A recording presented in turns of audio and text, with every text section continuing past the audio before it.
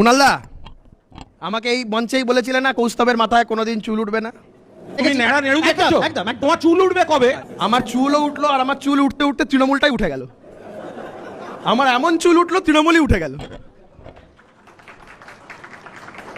এইখানেই বসে বলেছিল, সম্ভবত কুণালদা এই দিকে ছিল আর আমি ওই দিকে ছিলাম। বলছে কোশ্চেন আবার পাগড়ি পরে এসেছিলে না? ভেবে ওটা না, ওটা আমাকে দেখে পড়ে এসেছিল যে আমাকে খুব ভালোবাসে, এমনি সত্যি খুব ভালোবাসে। আমার মতো ওটা কৌস্তব সাজতে এসেছিল। কৌস্তব ওই গোয়াজিউ লাইকে যেরকম হয় না আমরা বিভিন্ন জিনিস সাজি, সেদিনকে কুণালদা কৌস্তব সেজেছিল। আমি বিশ্বাস করুন, আমি ভেবেছিলাম ওই পার্টিটার প্রেসিডেন্ট কুণালদা হবে। যে লোকটা সেই গাল ভর্তি দাড়ি নিয়ে, মনে আছে কিরম চাপড়া তো প্রেজেন্ট ম্যান, ধাপা ধাপ ধাপা ধাপ। মমতা বন্দ্যোপাধ্যায় যার রাজ্যসভা জীবনের 6 বছরের মধ্যে 3 বছর খেয়ে নিয়েছে, মানে জেলে পাঠিয়ে, সেই লোকটা আজকে মমতা বন্দ্যোপাধ্যায়ের সাথে। সত্যি মমতা বন্দ্যোপাধ্যায় উচিত কুণাল ঘোষের মতন লোকের একটা ছবি বাড়িতে টাঙিয়ে